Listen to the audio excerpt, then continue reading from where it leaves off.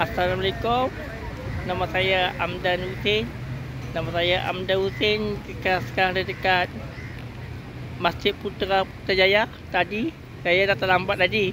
Saya pun sampai dari stesen MRT Cantonment Jalan Ipoh, Kuala Lumpur. Naik kereta api MRT.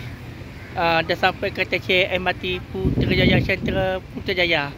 Dah lepas naik kereta api MRT, sana naik bas MRT. Bas tu lambat, tak sampai. Turun ke sana, turun dekat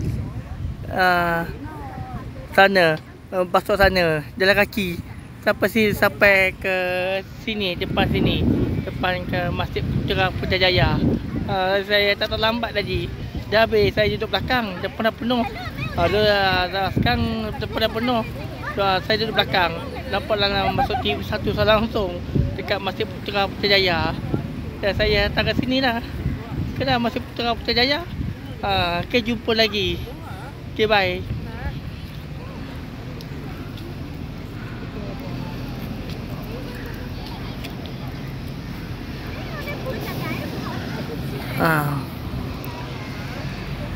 Setelah saya pergi ke sini, jalan kaki ke sini.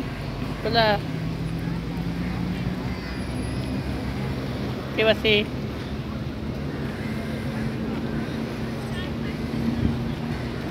Itu siapa ingat tu keadilan tu.